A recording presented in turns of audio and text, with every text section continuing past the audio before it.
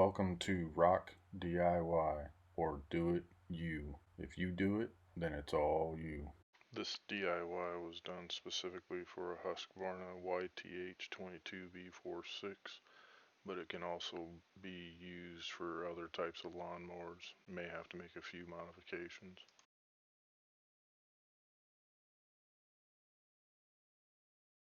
Here's the issue with the hitch on the back of the riding mower. It's this small little lip right here that's set back in the tires. So being that the tires are sticking out past the hitch point, if I hook anything up, it limits the turning radius, or it hits the tires, and any attachment will hit the tires and then possibly break whatever attachment that I have hooked up to the riding mower.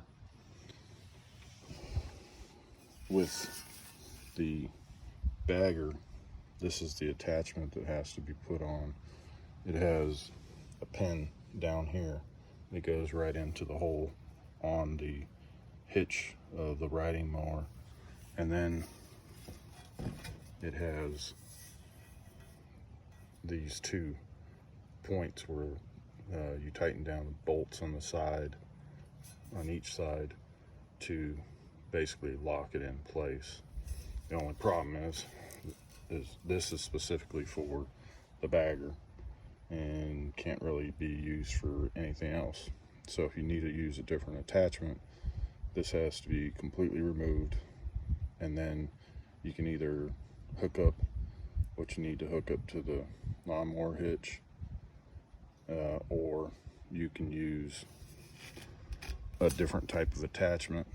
And I say a different type of attachment only because the other attachments that I have, a Dethatcher, a Aerator, and a box blade, and they all have different setups.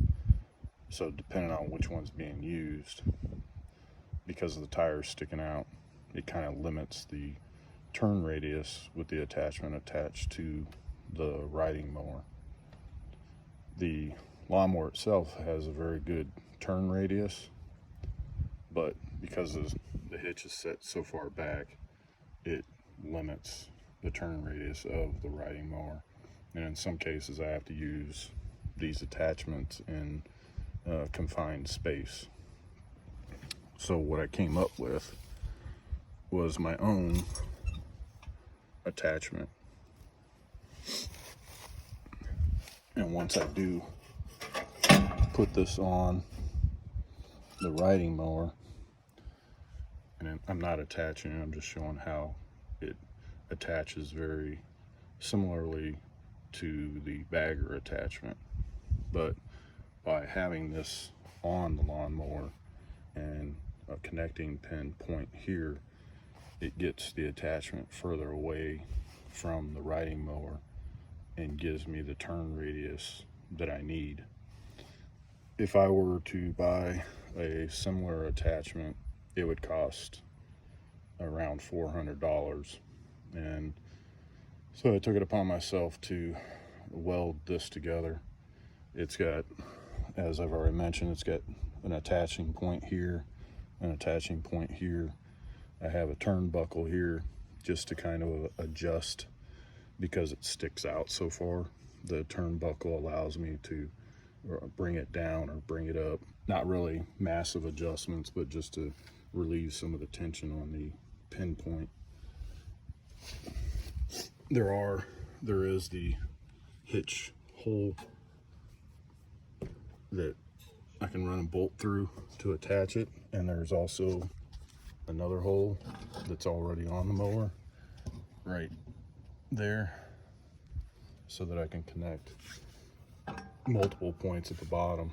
Each one of the attachments that I have has a different type of connector as far as connecting it to the mower, and I didn't like the fact that attaching it just to the hitch on the mower these attachments basically bounced around after you put the pin on, and I can see that over time it's going to destroy this hitch on the tractor. So using this attachment, I can still connect all of the attachments to it, and I'm not so concerned about this getting destroyed as much as I am about the actual hitch that's on the riding mower. As far as the attachments, I have this 1/4-inch rod that I made into a pin, and it passes all the way through and allows me to slide an attachment sleeve over and lock it in, or I can put the attachment on the top and put the pin in, or the attachment under the hitch and put the pin in and lock it in place.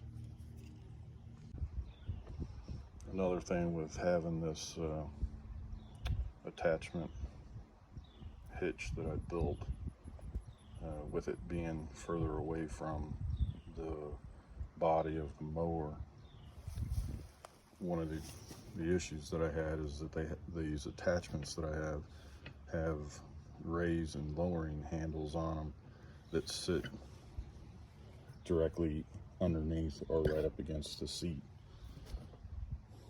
So if I put it on the hitch just for the mower, I can't operate the handle. So by having this attachment that I made, I can actually get to the handles to raise and lower the attachments.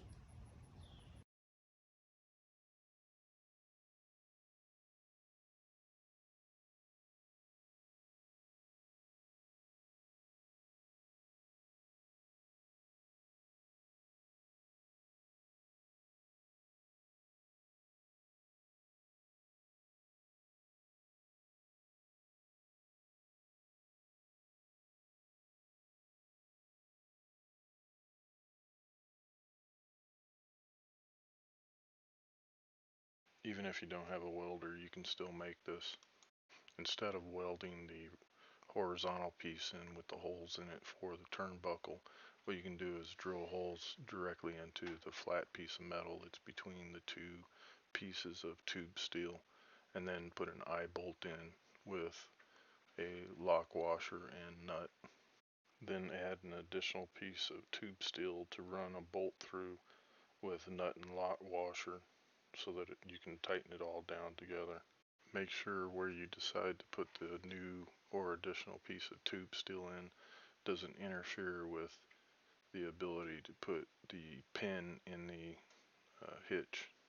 Then on the other piece of tube steel, you would have to drill a hole all the way through to put a bolt, nut, and lock washer on it as well. For the upper portion of the hitch extension at the top of the turnbuckle, these pieces will have to be bolted onto the bracket that goes around the back of the tractor. There is no welding involved in making the bracket that goes around the back of the tractor. It's one piece of continuous flat metal that's bent to shape. Thanks for watching the video. I truly appreciate it. I hope this video motivates you to take on future DIY projects. There's nothing more satisfying than completing a project on your own. Please like, comment, or subscribe. Thanks again.